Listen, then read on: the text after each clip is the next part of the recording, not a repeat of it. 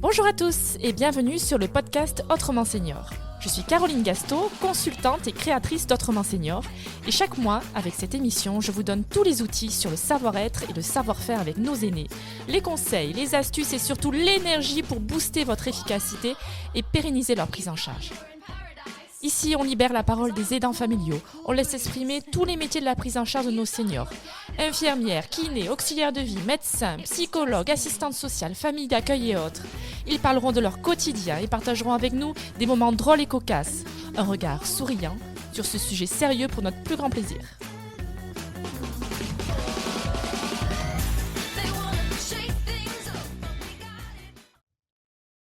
Je suis ravie de vous accueillir dans ce premier épisode d'Autrement Senior. Aujourd'hui, j'ai le grand plaisir de recevoir deux femmes qui ont dû faire face à la perte d'autonomie d'une personne âgée, Marie-Jeanne et Anissa. Nous évoquerons avec elles le sujet de la culpabilité. Qui cela touche-t-il ? Pourquoi ? Comment ? Restez avec nous jusqu'à la fin, car je ferai intervenir Véronique, qui est psychologue et coach en développement personnel. Elle vous donnera 5 conseils pour éviter de culpabiliser et surtout diminuer votre charge mentale. Si l'épisode vous plaît, vous pouvez le retrouver sur le site Autrement Senior. N'hésitez pas à laisser un petit mot pour encourager ce podcast et, si vous le souhaitez, le partager. Cela pourra peut-être aider quelqu'un de votre entourage. Voilà, sans plus attendre, je vous laisse découvrir l'épisode et je vous retrouve pour la conclusion. Bonjour Marie-Jeanne. Bonjour. Alors, vous avez été aidante familiale. Vous avez grandi en Afrique du Nord jusqu'à vos 11 ans. Vous avez fait vos études à Montpellier, vous aviez envie d'être professeur de lettres. Vous avez rencontré votre mari à Nancy, à l'inspection académique. Vous vous êtes mariés là-bas, vous avez eu un garçon qui s'appelle Yves. Vous avez fait votre vie là-bas. Dans la vie, vous aimez les livres, vous adorez lire les livres, vous en dévorez jour et nuit. Vous adorez écrire, vous aimez recevoir du monde, vous êtes quelqu'un de généreux, sensible, et toujours à l'écoute de l'autre. Les portes sont grandes ouvertes chez vous, c'est toujours un plaisir de venir chez vous. Mais voilà, en 2011, il se passe quelque chose dans votre vie. Votre belle-mère, qui est très proche et qui est très présente, tombe de son lit.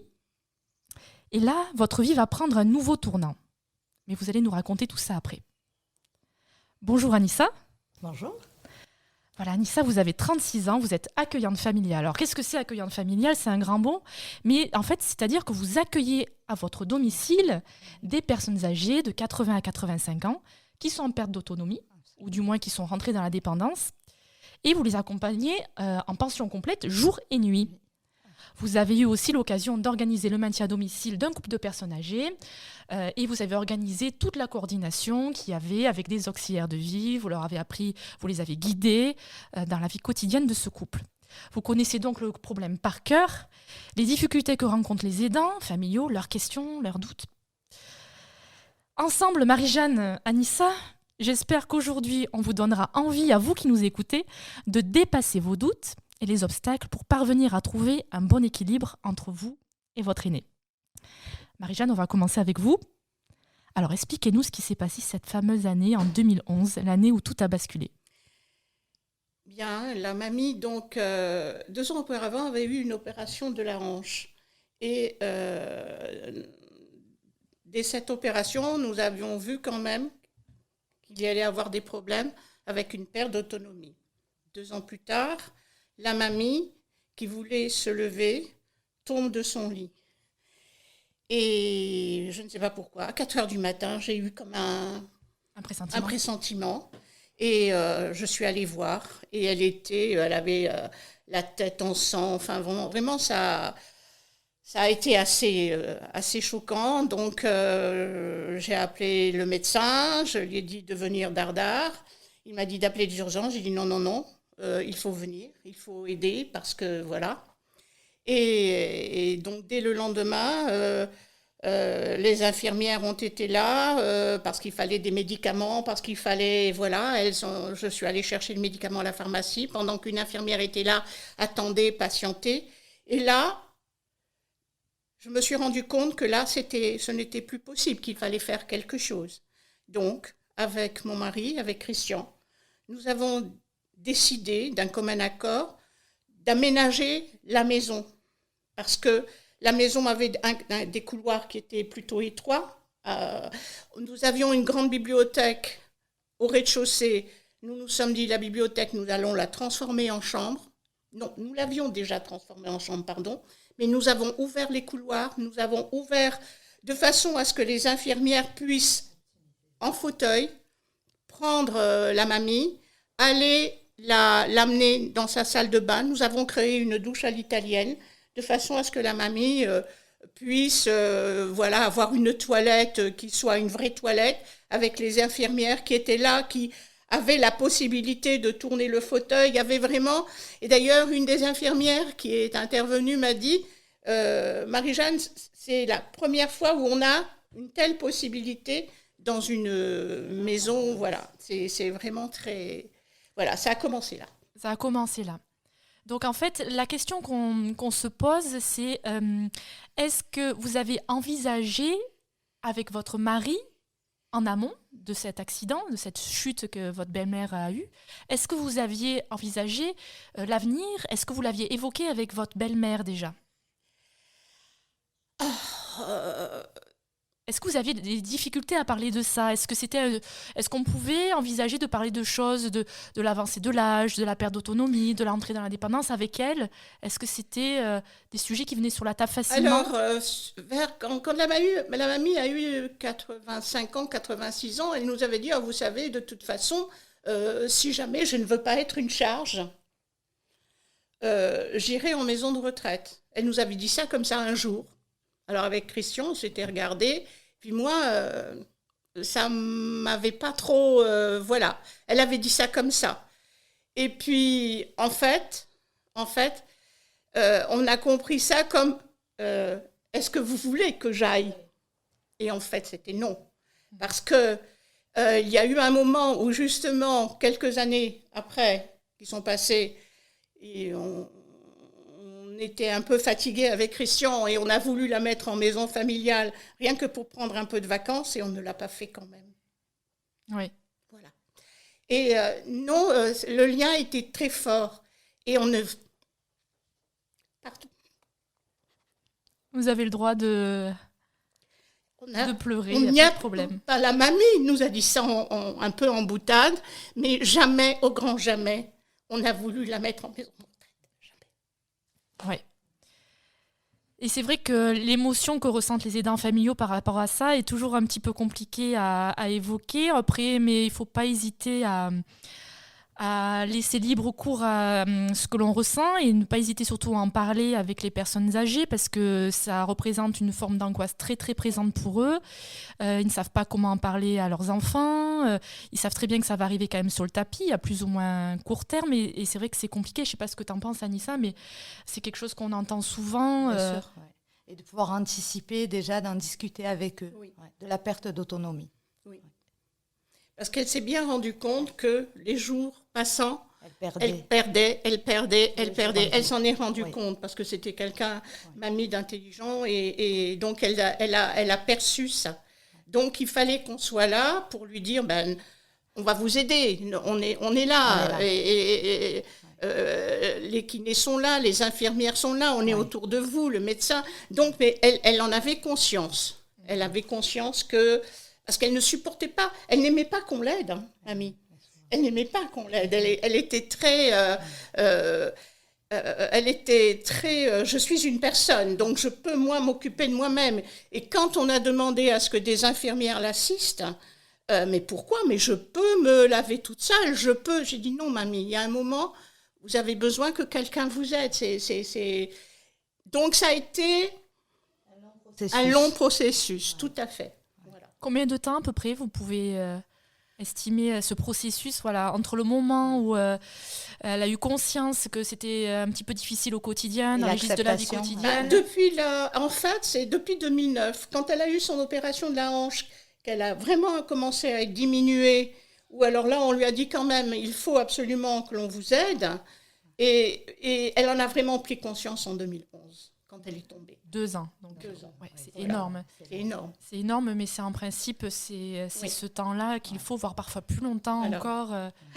Parce que là, la perte d'autonomie était surtout de la mobilité. C'était de la mobilité. Voilà. C'était vraiment... Et puis, elle avait une arthrose, vraiment de l'arthrose partout. Elle était vraiment très, très... douloureuse. Ah oui, oui.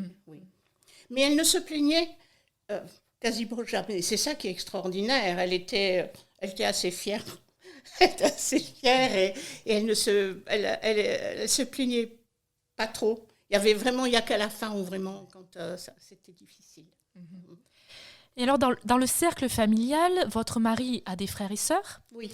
Donc, comment ça s'est passé dans le cercle familial ? Est-ce que vous avez pris une décision ensemble, collégiale ? Est-ce que c'est vous qui avez tranché ? Est-ce que la mamie a donné son avis ? Est-ce qu'il y a eu d'autres propositions ? Parce que vous travailliez à ce moment-là, comment vous avez fait ? On travaillait, Christian et moi travaillions, tout le monde travaillait. Mais bon, on en a parlé dans la famille, et la famille, et puis la mamie aussi. Puis la mamie était contente de rester avec nous. Et la mamie était contente après, quand, par exemple, les infirmières arrivaient, elle avait un grand sourire parce que ça lui faisait des gens qui venaient pour elle, qui parlaient avec elle. La kiné venait, c'était pareil. C'était vraiment...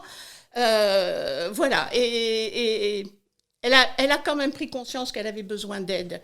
Et la famille aussi. Et la famille aussi était contente de savoir que chez nous, elle avait tout le potentiel possible au niveau de l'accompagnement. Voilà. Et vous avez eu des relais, des fois, dans la famille, pour un week-end, pour une journée ? Il y a la plus jeune sœur de mon mari qui a été magnifique, Anne. Anne a été vraiment là. Anne a été vraiment... quand on a appelé au secours, quelquefois, elle est venue. Elle est venue alors qu'elle avait un job pas facile, et qu'elle avait son job à Paris, elle avait son mari à Bourg-en-Bresse, et elle venait au moins une fois par mois pour être là, pour être avec nous et avec la mamie. Et oui, c'est important de pouvoir partager cette prise en charge, parce que c'est beaucoup sur les épaules pour un couple. Même la décision, le fait qu'elle soit prise la décision, à plusieurs, c'est toujours moins lourd que... Mais ça a un impact terrible sur la vie familiale, la vie maritale, la santé physique, la santé mentale. Oui, aussi. Parce que c'est quand même une charge mentale lourde, parce que moi, chaque jour, je me disais, est-ce que je fais bien ? Est-ce que je ne me trompe pas ? Est-ce qu'elle est bien ? Est-ce que... Voilà. Et il y avait des moments de stress important. Et en plus, pendant un certain laps de temps, j'ai été toute seule avec elle quand les infirmières étaient parties ou les kinés, parce que mon mari a continué de travailler jusqu'à 65 ans et plus. Donc, il fallait... Ça n'a pas été... Alors là, la partie-là était difficile quand je me retrouvais toute seule, qu'il fallait lui donner à manger, qu'il fallait l'occuper, parce qu'avec les mots croisés, avec ça, parce qu'elle aimait bien tout ça, il fallait vraiment être là. Et vous aviez quel âge, sans indiscrétion ? J'avais quel âge ? Quand j'ai pris ma retraite, moi, j'avais pas tout à fait 61 ans. C'est-à-dire, j'ai pris ma retraite en janvier et la mamie est tombée en avril. J'ai profité de ma retraite. 3 mois. 3 mois. Après, ça a été fichu. Après, j'ai oublié la retraite. C'est ça, quoi. Et puis, vous n'aviez pas 20 ans non plus, parce que c'est aussi de l'énergie. Voilà, c'est de l'énergie. Bon, mais l'énergie, ça va. J'en ai. Mais c'est vrai que quand les gens me disaient, ah là là, vous êtes à la retraite. Oui. C'était un petit oui. Oui. Et ouais. Parce que un petit oui. C'est ça, le temps que votre mari soit à la retraite, c'est-à-dire combien de temps du coup ? Christian alors je suis restée toute seule avec la mamie, j'avais 61 ans, Christian 62, donc il a pris sa retraite à 65 ans. Et oui, donc 5 ans à vous occuper seul, entouré quand même. Et alors mon mari, mon mari était cadre à l'Éducation nationale, et une directrice adjointe un jour arrive, et puis elle me voit avec mon mari, puis elle me dit, anecdote. Oh on garderait bien votre mari encore un peu de temps. Non. J'ai dit, ah bon ? J'ai dit, je divorce. Elle a arrêté. Oui. Non mais... Voilà, anecdote. Parenthèse fermée. Non, C'est sûr que c'est une grosse prise en charge. Après 5 ans, oui, seul, j'imagine qu'il y a des hauts, il y a des bas. Pendant ces 5 années-là, quels ont été les moments les plus difficiles à votre niveau? Est-ce que c'est... parce que vous m'avez évoqué le fait que parfois il fallait faire des soins entre les passages des soignants. Parce que les soignants, en fait, on a beau mettre en place infirmières, kinés, auxiliaires de vie, la majorité du temps est quand même consacrée à l'aidant familial qui est à côté. C'est-à-dire que j'imagine 80-90% du temps, c'est vous. C'était quand il fallait, c'est pas toujours évident, quand il fallait la changer. Ouais. Quand toute seule, il fallait la changer, il fallait la soulever, il fallait... Alors là, vraiment, j'ai eu du mal. Vraiment, là, j'en ai bavé. Et là, quand au tout début, elle voulait quand même se lever du fauteuil et qu'il y en avait plein partout, alors là, c'est vrai qu'il y a eu des moments de désespoir. Ah oui. Des grands moments de solitude. Voilà. Mais bon. Mais c'est drôle parce que... Enfin, c'est drôle. Après, on oublie. Voilà. Parce que le cerveau est très bien fait. Ouais. Le cerveau est très bien fait, en fait, naturellement, on oublie les moments difficiles et on garde les moments heureux. Alors c'est pour ça que les femmes ont envie d'avoir d'autres enfants, parce qu'elles oublient complètement l'accouchement, les moments qui ont été un peu difficiles et douloureux, et il reste en mémoire que les bons moments, c'est vrai. Les premiers sourires, etc. Je comprends ça, parce que moi, j'ai failli mourir à la naissance de mon fils, et quand il a eu 2 ans et demi, j'ai dit au Toubib, je regrette de ne pas pouvoir avoir un autre enfant, et le Toubib, parce que j'avais oublié. Et le Toubib me dit non, ça suffit. Tu arrêtes. Voilà, c'est bon. Mais on oublie. Ouais. On ne garde que les bonnes choses, heureusement. Et donc, du coup, là, votre mari, au bout de 5 ans, ça y est, après, enfin, sa retraite, on est content, il a été champagne. Formidable. Oui. Ouais. Et donc, voilà, votre mari prend le relais. Ah oui, magnifiquement. Hein, il est présent pendant le passage des soignants. On a vraiment formé une équipe. On a formé une équipe comme vous formez une équipe avec notre fils, vraiment. Quand il était petit, c'était pareil. On a vraiment, Yves était tout petit, que je venais d'être opérée, j'avais une hystérectomie, j'étais, bon, voilà. Donc, il lui donnait le biberon la nuit, parce que moi, j'étais complètement HS. Mais on a été une équipe tout le temps. Donc, c'est ce que j'ai dit à Yves, on a été une équipe dès ta naissance jusqu'à la mamie, quoi. Et on continue d'être une équipe. Et donc, les moments difficiles, alors, évidemment, il faut quand même l'évoquer. Donc, y a des moments où on en a plein le dos, c'est humain, parce qu'au même titre qu'un enfant en bas âge, il y a des moments où on a besoin, on sature. Ça se traduit même physiquement, on a mal au dos parce qu'on transfère... les personnes âgées du lit au fauteuil, on en a plein le dos parce que on n'a pas une minute à soi, que c'est jour et nuit. C'est ça, il faut bien le dire, cette prise en charge où la personne âgée est fatiguée, elle a besoin de quelqu'un, elle a mal, elle a besoin d'avoir quelqu'un autour d'elle. C'est jour et nuit. Et donc, qu'est-ce que vous avez mis en place? Dites à nos auditeurs, qu'est-ce que vous avez mis en place pour vous aménager des moments à vous, pour respirer, pour tenir sur la distance?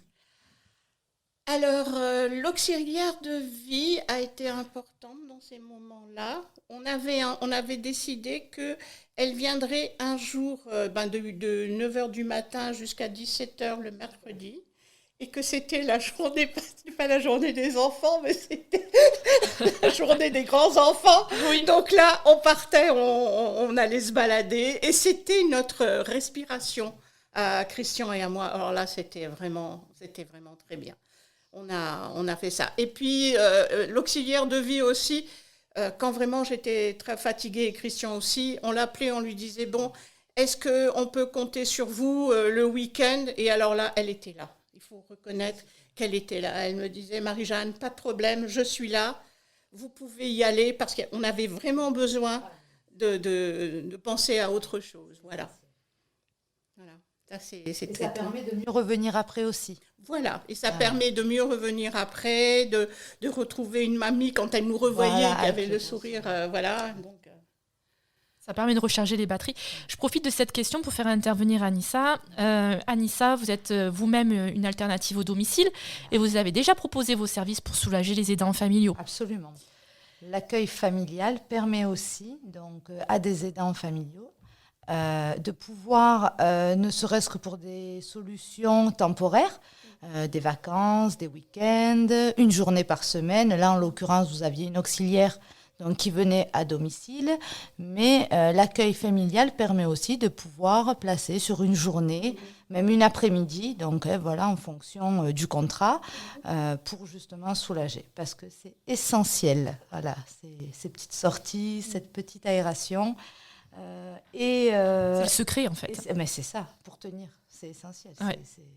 Je pense que sans ça, même nous, les accueillants familiaux, on est systématiquement même sollicités, que ce soit par le département, par les personnes qui nous font le suivi médical, pour justement faire des coupures. Voilà.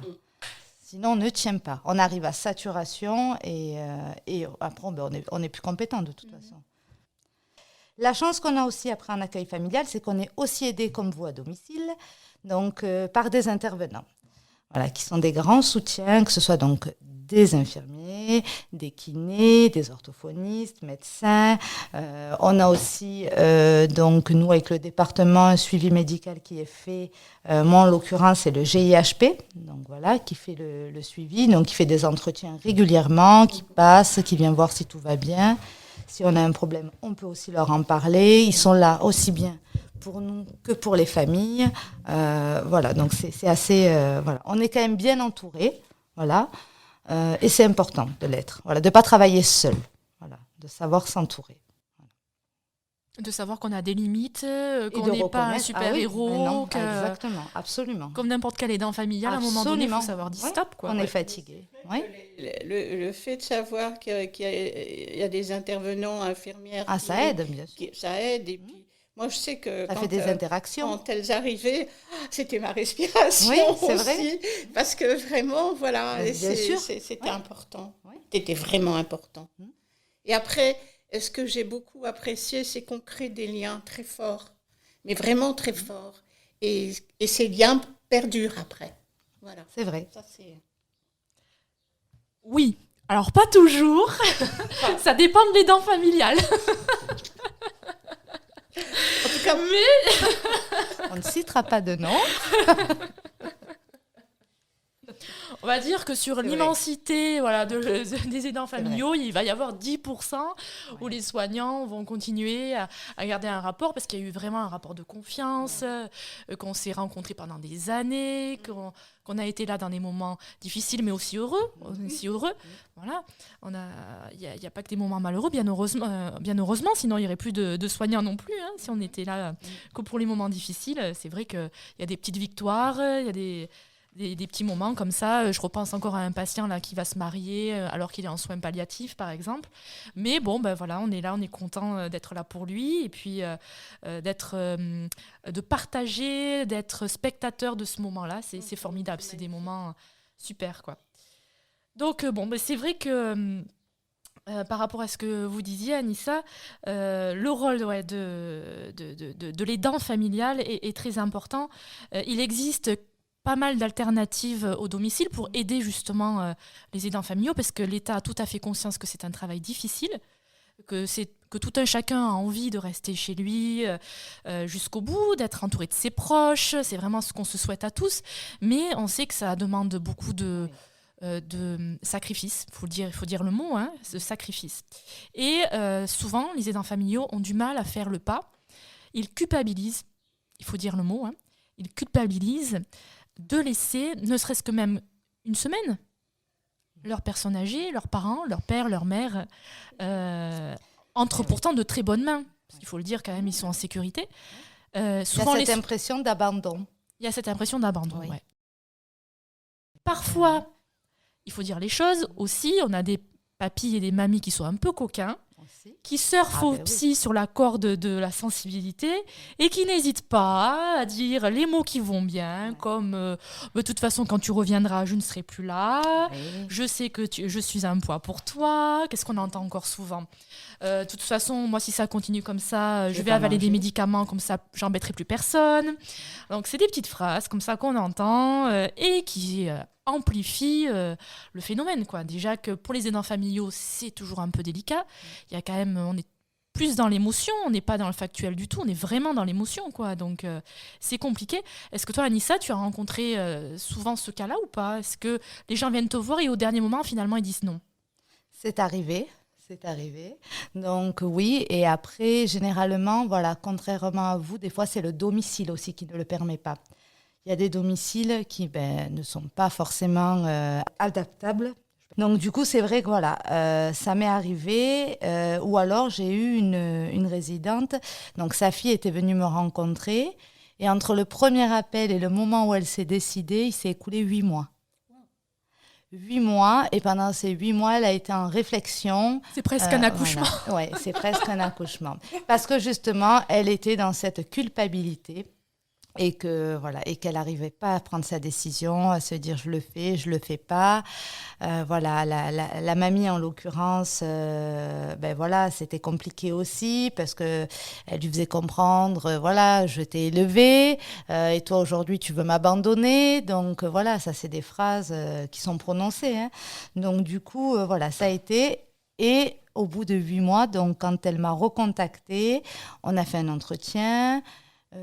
Il a fallu l'aider, voilà, à pousser. Elle a été aidée aussi par, aussi des infirmiers, des kinés qui venaient sur le domicile en lui expliquant que elle travaillait, en plus elle avait un travail quand même qui était aussi assez prenant et surtout qu'elle n'était pas assez à domicile là pour le coup. Elle avait besoin, c'est une personne qui pouvait faire des chutes très régulièrement.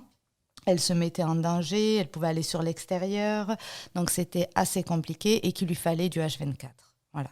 Et le H24 à domicile, aujourd'hui, il y a des aides, comme vous le disiez tout à l'heure, qui sont en train d'arriver. Il y a des choses qui se sont mises en place, mais pour le H24, ça reste encore aujourd'hui très compliqué et surtout très cher. Voilà. Parlons prix, mais voilà, c'est vrai que... Il y a des aides pécuniaires, donc, pour les aidants ? En fait, vous pouvez développer un plan d'aide, faire une demande de plan d'aide en fonction de vos revenus. En fait, vous avez droit, en fonction aussi du niveau de dépendance de la personne âgée, à un nombre d'heures allouées que vous pouvez distribuer en heures de ménage ou en heures de présence. Oui, vous deviez avoir l'APA, non ? Non, vous l'aviez pas demandé. La mamie avait des revenus. D'accord, voilà. Importants. D'accord, oui. Après, voilà, oui, ça prend, oui, c'est pris en compte. Donc, du coup, après, quand on a des revenus trop importants, il y a la possibilité aussi de prendre une aide à la personne que vous défiscalisez. Absolument. C'est ça. Oui, c'est ça. Oui. Par l'intermédiaire du CESU. Voilà, moi j'ai le cas d'une patiente en ce moment qui a une maladie de Parkinson et qui nécessite une présence jour et nuit à son domicile. C'est quand même, avec une présence constante, quelque chose qui revient à 6 à 7 000 euros par mois. Oui. Voilà. Avant, ça peut monter plus, oui. Avant, ça peut monter plus. Oui, ça peut monter. Moi, j'ai vu des plans d'aide pour un monsieur. Et là, c'est la tutrice qui avait fait faire plusieurs devis. Et on était à entre 15 et 20 000. Ah oui. Voilà. Donc, oui. Donc, on le comprend que très rapidement, le choix se fait naturellement. Parce qu'à un moment donné, on ne peut pas non plus... c'est compliqué. En fait, ce qui limite le maintien à domicile de la personne âgée, c'est vraiment s'il y a apparition de troubles cognitifs, c'est-à-dire des troubles de la mémoire ou des troubles de l'attention, et la mise en danger, de l'agressivité ou des hallucinations qui pourraient compromettre la sécurité de la personne âgée, chute, fugue. Agressivité envers les voisins, on a vu ça, ou envers la famille. Envers elle-même aussi. Envers elle-même. Et du coup, là, on est obligé d'avoir une présence constante ou de penser une alternative au domicile. Quoi. Voilà. Donc, c'est vraiment ce qui limite. Après, voilà, si on a les moyens, il est tout à fait possible de rester à la maison. Oui. Après, il faut arriver à juger. Il ne faut pas hésiter à se faire aider par les personnes qui sont autour de vous pour voir ce qu'il est possible de faire de ce qui ne l'est pas, quoi. Faut jamais rester seul. S'il y a bien un mot, une phrase qu'il ne faut pas oublier, c'est voilà. Ouais, exactement. Oui. En discuter. Oui. C'est vrai on n'a jamais été seul, heureusement. On n'a jamais été seul. En plus, on est dans un endroit où les voisins sont sympas. On a des voisins qui venaient parce qu'ils aimaient la mamie, donc ils discutaient un peu avec elle, avec nous. On a toujours eu une maison ouverte de toute façon. Donc il y avait toujours toujours du passage. Et ça, c'est important aussi, que les personnes ne se sentent pas abandonnées par l'entourage, ne se sentent pas abandonnées par les amis, que ce soit les aidants, que ce soit la personne âgée. Ça, c'est important. Et on a eu cette chance-là d'avoir des amis qui ont continué de venir, qui ont continué d'être là, qui nous faisaient rire, Donc ça, c'était bien. Ça faisait du bien, mon Dieu. Voilà. Et avec le recul, parce que malheureusement, votre belle-mère est décédée maintenant, mais avec le recul, est-ce que vous pensiez que ça allait se passer comme ça ? Est-ce que quand vous avez dit en 2011, allez, on prend la mamie à la maison, ça va bien se passer, on la prend, on adapte la maison, allez, on fait une grande chambre, etc. Est-ce que vous avez réussi à envisager les choses dans leur globalité ? Est-ce que vous arrivez à projeter votre esprit ou vous avez vécu au fur et à mesure Au fur et à mesure. Nous avons vu les difficultés arriver au fur et à mesure. Et ce qu'il y a de bien, c'est qu'avec Christian, on en a parlé. On a vu les choses arriver, de toute façon. Mais on a pu en parler. Et ça, c'est important. Mais à quel point ça a pu être dur, j'imaginais pas. Ça, je ne pouvais pas l'imaginer. Ça a été rude, psychologiquement. C'est-à-dire, est-ce que... Parce que en tout cas, moi, j'ai été confrontée, j'ai eu l'impression d'être confrontée à ma propre vieillesse. Et ma belle-mère m'a renvoyé un miroir. Et ça m'a vraiment... voilà.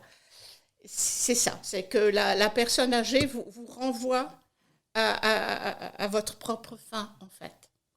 Et oui, c'est intéressant ce que vous dites. Voilà, c'est ça. C'est très intéressant, oui. Vraiment le sentiment que j'ai eu. Et ça a été difficile à gérer. Pas à gérer surtout. Ne pas être dépassé par ce sentiment, ne pas être dépassé par l'angoisse de la souffrance, par l'angoisse de la mort aussi. Parce que, voilà, c'est votre propre finitude qui est au bout. Et voilà. Tout ce que je peux dire.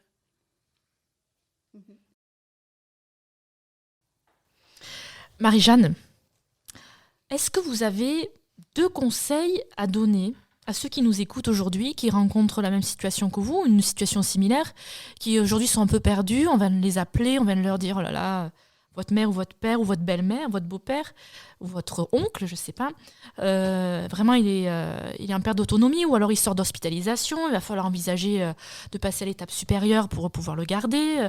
Quels sont les 2 conseils que vous auriez à donner à ces personnes-là qui nous écoutent ? 2 conseils, suivre son cœur, 1. Et 2e conseil, la persévérance. Il faut être la ténacité. Faut rien lâcher. Voilà, suivre son cœur déjà. Ne pas se sentir obligé. Dès qu'il y a un sentiment d'obligation, de devoir, non. Ça, il faut se dire, est-ce que tu le fais parce que tu aimes la personne qui est là ? Est-ce que tu aimes ta belle-mère ? Est-ce que tu aimes ton beau-père ? Est-ce que vraiment tu veux le faire pour elle ou pour lui ? C'est ça important, c'est suivre ce que l'on a là-dedans. Après, être vraiment très persévérant. Parce que quelquefois, c'est pas évident, je le dis franchement. Non, mais il faut le dire, au contraire, c'est bien. Voilà. Ok, très bien. Est-ce que vous avez quelque chose à rajouter l'une ou l'autre ? Qu'est-ce que rajouter ? Il y a un moment, quand la personne âgée est vraiment très mal, moi ça a été le cas, on m'a dit, ben voilà, il y a moi, pardon, je dis moi, mais il y a mon mari et moi, on nous a dit, ben voilà, il y a des soins palliatifs de fin de vie, il y a serait bien de mettre en place, parce que la mamie vraiment arrivée au bout du chemin. Et ça, je n'ai pas pu. Je reconnais que je n'ai pas pu. Je ne pouvais pas dire, ben oui, vous allez arrêter les perfs, ni Christian d'ailleurs. On n'a pas pu. Et oui, c'était un sujet difficile à évoquer, la fin de vie. Pour autant, vous avez été extraordinaire. Vous avez pu assurer sa fin de vie comme elle le souhaitait. Et ça, en ça, elle vous en sera éternellement reconnaissante. Vous pouvez être fiers de vous, vous et Christian, d'avoir pu tenir jusqu'au bout de cette manière-là. Parce que c'est vrai que c'est un chemin pas toujours facile.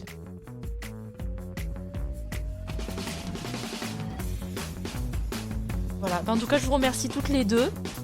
Je vous remercie toutes les deux d'avoir partagé votre expérience. J'espère que ça vous a aidé, vous qui nous écoutez, à vous retrouver dans certaines situations. Je pense que c'est le cas. Et puis, à vous aider à surmonter les obstacles que vous pouvez rencontrer au quotidien. Merci les filles. Merci. Avec plaisir. Merci.